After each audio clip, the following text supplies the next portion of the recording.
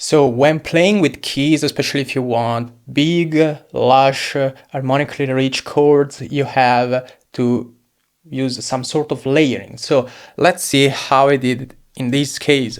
So here I have this chord progression.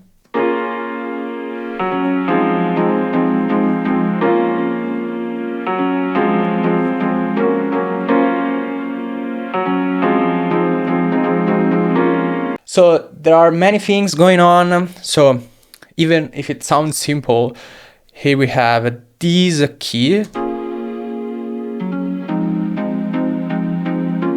Then I have this piano.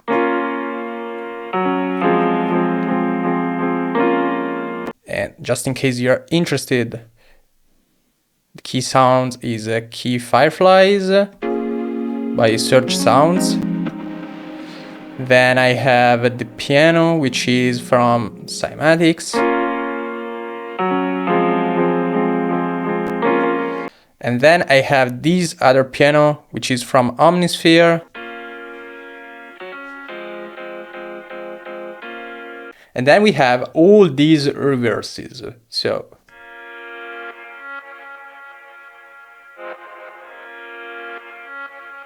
and I recorded the whole thing.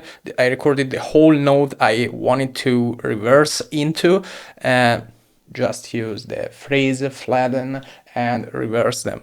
And this gives a nice flow of the whole chord progression. It doesn't make it sound like a ta ta ta ta ta. You have some bounce, some movement, and it's swelling nicely one chord into the other. And we have different lengths.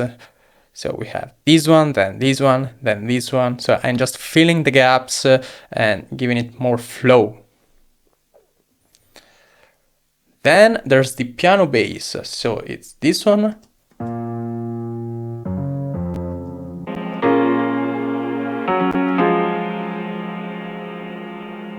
Then I have this piano impact.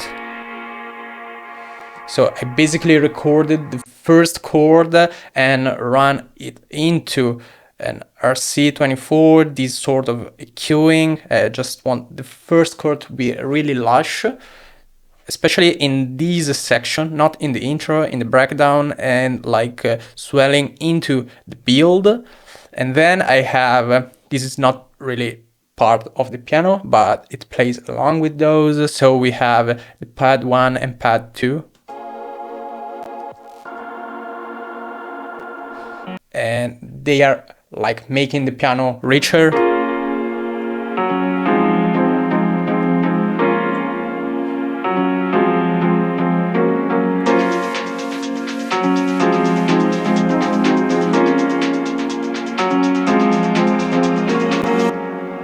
Now, if we look at processing, if you want to glue everything together, you have to do some group processing. And so here's some. I have the saturator, then I have these like EQ8 cutting the lows because I already have this Moog bass kicking in.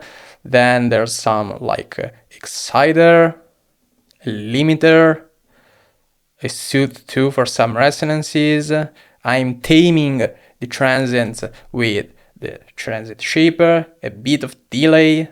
Then we have reverb set in parallel with this EQ'd reverb. I just cut the lows, and then I have this Pro Q3 with some dynamic EQs, just taming the most annoying mid-range parts, and then this filter. So now let's listen to how the whole thing sounds with and without the processing.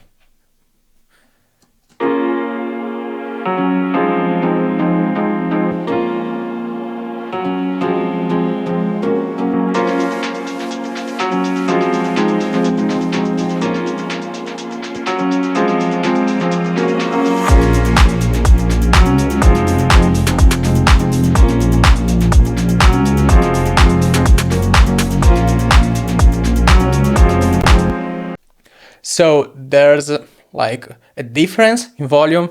I didn't bother much when I'm producing and mixing this track, because I can always level everything afterwards, but you can clearly tell how the whole piano sound is warmer, richer, more welcoming, while the all the things unprocessed sounds really cold and sterile. So that's it for this video. Hope you enjoyed it, and see you in the next one.